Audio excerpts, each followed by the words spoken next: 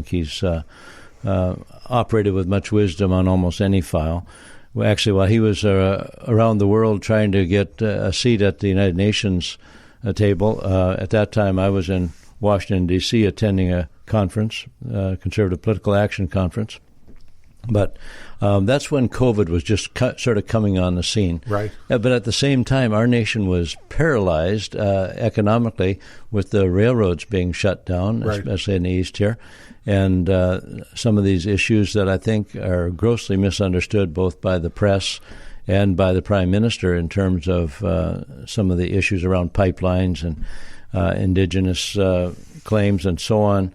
And I think that whole file was terribly mishandled. But it was at the same time that the COVID was just appearing on the horizon, and what are we going to do about it?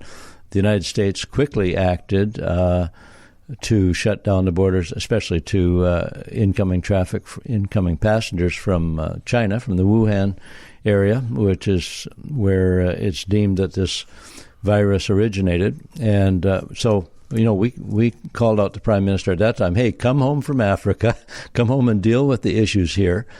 Before COVID was on the scene, this rail crisis, this shutdown of our transportation system was the biggest thing on the block. And unfortunately, the Prime Minister never did solve that problem. And he was very slow to act in protecting us from incoming, potential virus carriers from China as well. And, of course, everything is put in terms of race and whatever, which has nothing to do with it. As a matter of that's where the hot spot, the vortex, I guess, of the Wuhan virus was. But anyway, that being said, I think we, our party, and I personally took a very concerned approach in the beginning. We should do everything we can. I think I might have been one of the first passengers flying back from Washington to be wearing a mask. And when these edicts came out, a 2-week shutdown to flatten the curve, we were involved in that, as were many of the people, including Grace Life Church, Pastor Coates' church in Alberta, which said, if we have to do this for the good of the country, we'll take a hit, we'll do it. But there's been so much information unearthed since then. And I think we know so much more now. We know, for instance, that hardly anyone under the age of 50, well, certainly children, hardly any children have been impacted by it. And yet right now, this Prime Minister and the premiers across the country and the public health officers are trying to get all these children vaccinated, which is it's not only ridiculous, there's no need for it, and that's been shown by science. They always talk about science, but I like to say the science is deafening. There's no need to insist on vaccination for these children. They're going to get the virus. It's not going to affect them. They're going to get over it, and they will have immunity as a result. These experimental vaccines that have been introduced, and I'm speaking here my own opinions. The party has not had, for instance, a national convention to discuss this issue. We certainly have discussed it at national board level. And I also want to give not only our members, but every citizen of Canada the credit that they, or the responsibility of making their own choices for their own physical well-being, which is another reason we're really concerned about the imposition of what could become mandatory vaccination, or at least very coercive vaccination program. I'm personally concerned about the safety of the vaccines, safety and efficacy, which have been put forward, by, claimed by the public health officers and so on, and by the companies producing them, surprise, surprise, that they are safe and efficacious. But we're getting a lot of information that doesn't support that. In fact, the saddest story I heard was of a 104-year-old woman who had the virus, got over it, and then had the vaccine and died. And I'm afraid her story isn't completely unique. I personally know an older gentleman who was in hospital, got the vaccine and died. And these stories are being suppressed with the cancel culture. Again, I want to say that people should be free. Those who think that social distancing is appropriate and the masks are appropriate and vaccination is appropriate, by all means, go ahead, follow follow that if you consider that science. But I'm really concerned that this Prime Minister and Theresa Tam, his front person there, his enforcer basically, are imposing on Canadians things that Canadians have not chosen and have not authorized them to do. And somehow he's gotten the premiers to do that dirty work for him, as I mentioned earlier, of issuing, very strict ultimatums to people, very heavy fines. And I think one day, if the media is honest, and if Canadians ever get the right information, what really happened in this COVID crisis, it's going to be as embarrassing as many of the terrible things in our history. And I'll just say one more thing about it. There's maybe plenty to talk to. As you know, that's been the main item in the news for about a year, so lots to talk about. But I'm concerned that neither Theresa Tam nor the public health officers in the various provinces are telling Canadians about the things that might save their lives. These vaccines they're not even vaccines, they're experimental. Anyone who takes them, you're not being told this, but you are participating in an experiment, a massive experiment.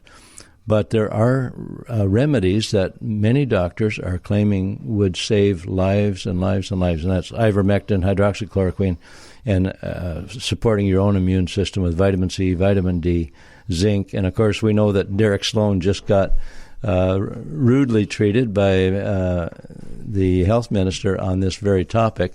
And to say that people should not be thinking about taking vitamins is the most ridiculous. And that's Trudeau's health minister. So, right. So no, I don't have a high opinion of how he's handled this.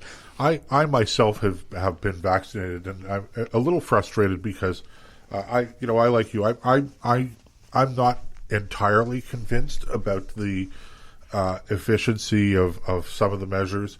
I'm by no means an anti-masker, but I'm also not thinking that the mask is saving my life one way or the other. Yeah.